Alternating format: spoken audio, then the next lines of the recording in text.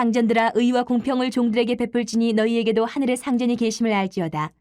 기도를 계속하고 기도에 감사함으로 깨어있으라. 또한 우리를 위하여 기도하되 하나님이 전도할 문을 우리에게 열어주사 그리스도의 비밀을 말하게 하시기를 구하라.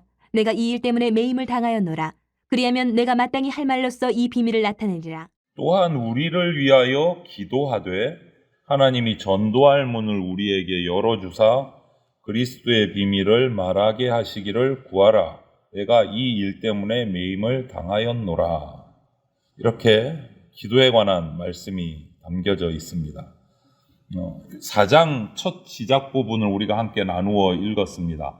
그 바로 앞 3장 뒷부분의 말씀은 관계에 대한 교훈이 기록이 되어 있어요. 부부관계, 부모와 자녀관계, 주인과 종의 관계로 이어지면서 4장 1절까지 이렇게 이어지는데 그 관계의 이야기를 하고 바로 이어서 기도가 들어가요.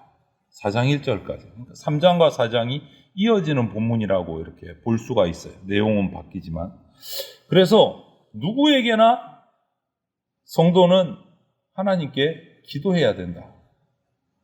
부부 간에, 또 부모 자식 간에, 주인과 종 간에 모든 관계 가운데 기도가 필요하다.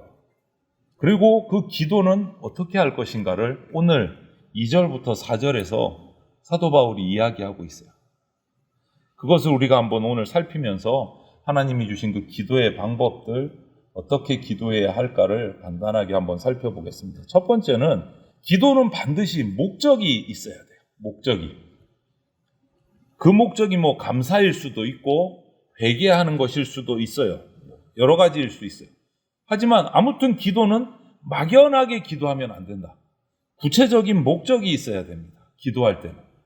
그래서 본문에서 사도 바울은 골로새 교인들에게 금방 읽어드린 3절 말씀처럼 기도하라고 하는데 누구를 위해서 기도하라고 합니까? 우리를 위해서. 여기서 우리는 바울과 또 바울과 함께하는 이 전도팀을 말하는 거예요. 우리를 위해서 기도하라. 3절에 그렇게 얘기해요. 우리를 위해서 무엇을 기도하라? 감옥에 나와가지고 전도에 내가 다시금 전도할 수 있도록 기도해달라. 전도팀을 위해서 기도해달라. 이 말인 거예요. 아주 구체적인 거예요. 구체적인 거예요. 골로새서를 보낼 때도 감옥은 지금 감옥에 수감 중인 상태예요. 자기 마음대로 다니면서 복음을 전할 수 없이 묶여져 있는 상태예요. 묶여져 있는 우리를 보면서 골로새 교인들에게 기도하라. 우리를 위해서 기도하라. 우리가 풀려나서 다시 전도할 수 있도록 기도해달라. 아주 구체적인 목표를 딱 가지고 있어요. 목적을. 그리고 그냥 어떻게 해요? 3절에 전도할 문을 우리에게 열어주사. 이런 거죠. 지금 옥중에 갇혀 있어서 전도할 수 있는 길이 없고 묶여 있는데 빨리 풀려서 다시 전도의 현장으로 나갈 수 있게 기도해달라. 이러한 분명한 목적이 있을 때 그 기도가 제대로 된 기도예요. 분명한 목적이 있을 때. 무조건 그냥 중얼중얼 하는 기도가 아니라 구체적인 목적을 가지고 기도할 때 우리는 잡념도 없이 기도에 집중할 수가 있어요. 목적이 없으면 막 엉뚱한 생각이 나고 집중이 안 돼요. 정확한 목적을 가지고 기도에 들어가야 집중할 수 있는 거예요. 우리에게는요, 기도해야 될 내용들이 정말 많아요. 우리 주변에, 우리 삶 가운데 너무 많아요. 다만 그런데 우리가 구체적으로 하지 못하는 이유는 그 많은 것들, 제목이 많은데 그게 기도해야 될 건지 아닌지 그거를 그냥 놓치고 지나가는 경우들이 우리에게 너무 많다는 거예요. 우리 생활 가운데 기도할 것들이 참 많은데 그걸 모르고 그냥 지나가는 거예요. 그냥 모르고 지나가는 거예요. 예를 들자면 갑자기 몸이 아파서 병이 났다. 내가 났든지 가족이 났든지 제일 먼저 우리는 병들고 뭔가 사고가 나서 다치면 떠오르는 게 뭡니까? 빨리 병원 가야지. 좋은 의사 찾아야지. 어느 병원이 이거 잘 낫게 하지? 치료 어느 병원이 이게 전문이지? 그거 먼저 떠올려요. 그러다 보면 뭐를 놓치게 돼요? 기도하는 것을 놓치게 돼요. 그거 정말 어느 때보다 기도가 더 필요한 상황인데 간절하게 기도해야 되는데 그럼에도 불구하고 그런 제목을 놓쳐버리고 지나가 버린단 말이에요. 기도해야 할 내용을 우리가 찾아서 목표를 가지고 기도하셔야 돼요.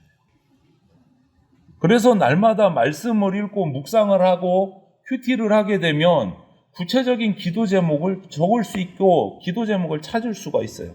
그래서 날마다 말씀을 묵상해야 되는 거예요. 그 말씀이 주시는 은혜, 그 말씀이 나를 때리는 회초리, 그런 것들을 경험할 때 말씀 앞에서 내가 오늘 무엇을 기도하면서 살아가야 될까를 발견할 수 있게 됩니다. 그래서 날마다 말씀 앞에 서야 되는 거예요. 구체적인 기도 제목을 찾아야 돼요. 기도할 때. 그리고 오늘 바울은 기쁜 일이 있을 때 우리 감사기도 드립니다. 그런데 실제로 더 간절히 기도해야 될 때는 고난당할 때 더 기도해야 된다. 바울 지금 어느 상황에 있습니까? 갇혀 있어요. 고난 중에 있습니다. 더 기도가 간절해진 거예요. 고난당할 때 우리는 기도해야 돼요. 오늘 골로새서뿐만 아니고 야고보서에서도 5장 13절에 이렇게 말합니다. 너희 중에 고난당하는 자가 있느냐? 그는 기도할 것이요. 즐거워하는 자가 있느냐? 그는 찬송할지니라. 이 세상은, 우리가 살아가는 이 세상은요, 여러분 뭐 다 아시겠지만 기쁜 일보다는 기도할 고난당하는 일, 어려움이 더 많아요. 기도할 게 더 많다라는 거예요. 고난 때 기도해야 돼요. 인생 살아가는데 우리 인간에게 어려움 없는 인생이 어디 있겠어요? 누구나 어려움이 있습니다. 그래서 그때마다 기도해야 된다. 고난당할 때 기도해야 돼요. 이 고난이라는 의미는 우리는, 그리스도인인 우리는 잘 생각하셔야 돼요. 고난 그러면 그냥 뭔가 어려운 일, 어려운 환경이 닥쳐서 그게 고난이라고 생각하는데 그거는 진짜 고난의 일부분이에요. 일부분이에요. 작은 일부분이에요. 그리스도인으로서의 고난은 그런 어떤 어려운 환경적인 고난, 거기에 묶여 있어서는 안 돼요. 내 마음 가운데 죄의 문제를 해결하지 못하고 뭔가 깨름직한 문제를 해결하지 못하고 영적인 문제를 가지고 있을 때 그게 진짜 고난이에요. 환경적인 어떤 고난보다 내 마음속에 죄의 문제가 해결되지 않는 그게 진짜 고난이에요. 그때도 뭐 해야 된다고요? 기도해야 된다. 그때도 기도해요. 고난당할 때 기도한 대표적인 인물들 빨리 떠오르는 사람은 오늘 이 골로새 교인들에게 기도를 요청한 바울도 있고요. 또 스데반 집사님도 있을 것 같아요. 많이 있지만 두 사람만 살펴보자면 고난을 통해서 지혜롭게 복음을 전할 수 있는 기회를 잡았던, 그리고 순교한 그 스데반 집사님의 모습에서 우리는 성도와 함께 하시는 예수님을 만나게 돼요. 아마 스데반 집사님이 돌을 맞으면서 그게 그냥 아파서 고통스러워서 괴로워서 그냥 고난, 육체의 고난이 고난으로 끝났다면 정말 스데반 집사님의 죽음은요, 정말 아무 의미가 없어요. 그냥 한 사람이 폭도들에게 돌 맞아 죽었더라, 그걸로 끝인 거예요. 그런데 그렇지 않잖아요. 성경의 기록을 보면 스데반 집사님은 그 돌에 맞으면서 하늘을 우러러 하늘의 문이 열리는 것을 보면서 기도했어요. 그러면서 그 돌에 맞아서 죽는 사람의 모습이 아니고 그 평화롭고 화평하고 미소 짓는 모습을 돌 던지는 사람들이 보고 깜짝 놀라잖아요. 그리스도인의 화평을 보고 복음을 받는 기회가 되죠. 거기에 누가 있었습니까? 바로 사도 바울이 있었어요. 그의 모습을 보면서 얼마나 충격을 받았을까요? 기도할 때 기회가 열리고 복음이 전달되고 평안함을 얻습니다. 고난 중에 기도할 때. 그리고 그 사도 바울은 어떻습니까? 복음을 전하러 떠났다가 로마로 잡혀가면서 폭풍 중에 배가 침몰, 자기가 탄 배가 침몰하는 그 고난을 당하잖아요. 모든 배에 탔던 다른 병사들과 다른 사람들은 공포에 질려서 아우성을 치는 가운데도 바울은 그 폭풍 속에서도 평안합니다. 흔들리지 않습니다. 오히려 그 공포에 질려있는 배에 탔던 사람들을 위로하고 그들을 위해서 기도합니다. 그 기도의 결과가 뭡니까? 하나님이 바울에게 알려주시잖아요. 이 배에 탄 사람 생명 하나도 죽지 아니하리라. 바울을 통해서 그 배의 모든 사람들이 생명을 유지하잖아요. 그리고 그들에게 복음이 전파할 기회를 잡잖아요. 이게 무엇 때문에 어디서부터 시작됩니까? 고난 중에 기도할 때부터 시작돼요. 스데반 집사님도 마찬가지, 사도 바울도 마찬가지. 자신의 고난 중에 기도할 때 복음의 문이 열리고 그 고난이 고난으로 끝나는 것이 아니라 영적인 의미를 가지고 평안을 누리고 새 생명을 얻는 결과가 맺어지는 거예요. 여러분, 우리가 고난당할 때 기도하셔야 돼요. 여러분과 저의 고난 중에 우리가 기도할 때 하나님의 말씀이 전파될 문이 열립니다. 그로 말미암아 우리는 영광을 얻습니다. 그냥 고난이 고난으로 끝나지 않는다. 그리고 우리의 처지는요, 항상 기도해야 될 수밖에 없는 처지가 바로 우일이에요. 앞에 말씀드리기는 목적을 가지고 구체적으로 기도해야 된다, 고난당할 때 기도해야 된다 그러지만 그냥 우리의 삶을 보면 우리는 당연히 기도해야 되는 존재예요. 어쩔 수 없이라도. 당연히. 우리 기도는요, 그 우리의 목표가 이루어질 때까지, 응답받을 때까지 기도해야 돼요. 그게 응답받는 방법이에요. 영국에 고아들의 아버지라고 불리는 목사님이 계셨어요. 조지 뮬러 목사님이라고. 전기도 많이 나와요. 고아들의 아버지, 고아원을 세워서 주머니에 아무 재정도 없으면서 고아들을 품고 지났는데 하나님께서 그 목사님의 기도를 들으시면서 그 목사님이 세운 고아원이 영국에서 가장 큰 고아원으로, 아이들을 돌보는 고아원으로 세워지게 하셨어요. 평생에 기도 수첩을 적으셨어요. 그분이 소천하시고 나서 자녀들이 살펴보니까 자녀들이 확인한 것만 평생에 기도 응답을 5만 번 받으셨어요. 몇 월 며칠 기도문을 적고 칸을 비워둬요. 그리고 언젠가 있다가 하루 뒤에 1년 뒤에 기도 응답을 받으면 그 밑에다가 몇 월 며칠 이렇게 응답 받았음을 감사드립니다. 적은 거예요. 그 기도 수첩을 수없는 것을 아버지가 하늘나라 가시고 나서 자녀들이 책으로 편집하면서 해보니까 최소 5만 번을 응답 받으셨어요. 그 비결이 뭐냐? 응답 받을 때까지 계속 기도하시는 거예요. 응답 받을 때까지. 여러분, 우리의 기도는요, 우리의 기도 제목이 이루어질 때까지 계속돼야 돼요. 그래서 우리가 금요 기도회 할 때도 했던 기도 또 하고 했던 기도 또 하는 이유가 있어요. 응답 받을 때까지, 주님 이루어 주실 때까지. 기도는 저와 여러분 그리스도인에게 있어서 하나님과의 대화고 일용할 양식이에요. 영적인 양식이에요, 여러분. 그러면 어떤 분이 기도할 조건이 그렇게 얼마나 많다고 이렇게 반문하는 사람들이 있을지 모르겠는데 그런 분들에게 우리는 알려줘야 돼요. 우리에게 삶의 많은 부분들이 기도의 제목이라는 걸. 범사에 즐거울 때나 슬플 때나 일이 있을 때나 없을 때나 항상 기도해야 해요. 특히 우리나라의 나라를 위한 가장 큰 기도 제목, 우리는 아직도 해결 안 됐어요. 기도하셔야 돼요. 하나님이 주신 내 나라가 전 세계에서 유일하게 남은 분단 국가잖아요. 우리나라. 나라만 분단됐습니까?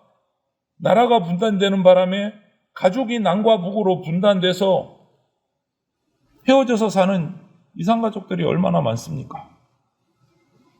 그런데 우리는요, 그 기간이 오래되다 보니까 이제는 그러려니 하고 그냥 무덤덤하게 아무 감정 없이 살아가요. 그런데 그게 가장 큰 기도 제목이에요. 나라를 위한. 여러분.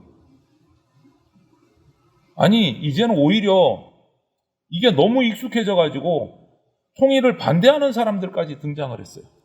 이 처절한 우리나라의 이 시대 상황을 보면서 우리 그리스도인들은 복음 통일, 평화 통일을 위해서 정말 간절하게 부르짖어 기도해야 합니다. 북에서 아직도 남아서 지하교회에 숨어서 신앙을 지키는 성도들이 아직도 있어요, 여러분. 기도 없는 민족, 기도 없는 국가의 형편을 역사 속에서 살펴보십시오. 팩트를 보십시오, 여러분. 세계 역사에서 마르크스 레닌으로 시작된 공산국가들의 형편을 지금 돌아보십시오. 또 그거 말고도 우상 종교에 심취해 있는 국가들의 그 연약한 국가의 모습을 보십시오. 그들이 뭔가 잘못해서 그렇게 연약합니까? 왜 하필이면 공산주의 국가와 우상을 섬기는 국가들은 그렇게 밑바닥을 치고 힘들게 살아갈까요? 이유가 뭘까요? 삐그덕 거리지만 하나님을 예배하고 교회를 인정하고 살아가는 그 국가들은 왜 그렇게 그래도 살아가고 또 선진국가로 서 있을까요? 한번 생각해 보지 않으셨어요? 그 이유를? 그 이유가 어디 있다고 생각하십니까? 또 이스라엘만 봐도 그렇잖아요. 하나님이 택하신 이스라엘의 역사를 보십시오. 그들이 기도가 없어질 때 그들은 이방의 세력에 침략을 받았어요. 성경에 기록된 역사 속에서도 그렇고요. 현대 역사 속에서도 이스라엘은 하나님을 떠났을 때 침략받고 나라가 멸망했어요. 예배를 떠났을 때, 기도가 없을 때. 사도 바울은 옥중에서나 교회에 있을 때나 전도여행 중에나 가리지 않고 항상 기도합니다. 왜요? 기도가 우리의 호흡이거든요. 기도가 없으면 그리스도인은 숨 쉴 수가 없어요. 숨 쉴 수 없으면 우리 영혼은 죽어요. 기도가 없으면 우리는 죽어요. 사도 바울의 그 기도의 열매가 어떻게 맺혀집니까? 이방 선교의 선구자로, 개척자로 복음이 이스라엘 유대 땅을 넘어서 전 세계로 오늘 우리에게까지 전달되는 그 길을 최초로 연 사역자가 바로 사도 바울입니다. 사도 바울. 그의 기도의 열매예요. 사도 바울은 복음으로 거듭난 그리스도인들은 기도에 힘써야 된다고 말합니다. 저와 여러분들에게 전하는 말이에요. 우리가 기도하기 위해서 정말 주의를 기울이고 애써서 시간을 정하고 떼어 놓아야 돼요. 매일매일 정한 시간, 정한 장소를 우리가 지켜야 돼요. 우리가 기도의 중요성을 알고 있잖아요. 그런데도 기도가 충분하지 못한 이유가 뭡니까? 사탄이 우리를 자꾸 미혹해요. 그 자리에 앉지 못하도록. 뭔가 바쁜 일이 생기게 하고 그 시간을 그냥 잊고 지나가게 하고. 사탄의 계략이에요. 사탄의 계략. 우리가 영적으로 승리하기 위해서는요, 우리 의지적으로 우리를 쳐서 복종시켜야 돼요. 어디에? 기도의 자리에 무릎 꿇게 해야 돼요. 여러분 스스로를. 그 시간, 그 장소에 무릎 꿇고 주님 앞에 엎드리게 해야 돼요. 거기에 노력을 다 하셔야 됩니다. 우리가 쉬지 않고 기도할 때 하나님은 우리 기도를 사용하셔서 어둠 가운데서 영혼을 구원할 길을 여시고 그렇게 기도하는 우리를 그 복음의 통로로 사용하시고 영광스럽게 세우십니다. 하나님의 통치 가운데 있게 하세요. 기도는요, 하나님과 우리가 연결되는 유일한 연결 통로예요. 조금 전에도 말씀드렸듯이 우리 영혼의 호흡이에요. 여러분 생활 속에 모든 상황 가운데서 영적으로 민감하게 반응하시기를 바랍니다. 그래서 그 상황 민감하게 반응하는 영적인 그 반응을 해서 목적을 가지고 기도하십시오. 기쁨은 기쁜 대로, 슬픔은 슬픈 대로, 곤란하면 곤란한 대로, 괴로우면 괴로운 대로, 행복하면 행복한 대로, 일이 있으면 있는 대로, 없으면 없는 대로 기도하셔야 돼요. 그래서 우리가 그리스도의 제자로서 하나님의 영광을 드러내고 하나님의 하늘의 열매를 맛보는 그러한 기도의 증인들이 되셔야 됩니다. 여러분, 기도의 자리를 놓치지 마십시오. 기도의 시간을 반드시 정하고 지키십시오. 짧든 길든 그 장소와 시간을 정하시고 하나님 앞에 날마다 모든 상황 가운데서 민감하게 반응하면서 기도의 제목들을 구체적으로 가지고 기도의 자리로 나가시고 그 기도가 응답될 때까지 끊임없이 매일매일 기도하시는 그러한 성도들이 되셔서 사도 바울처럼 스데반처럼 중간에 말씀드린 그 조지 뮬러 목사님처럼 여러분의 평생에 수많은 기도 응답을 경험하면서 그 은혜들을 전하면서 복음의 통로로 사용되시기를 주님의 은혜로 주님의 이름으로 축원을 드립니다. 아멘.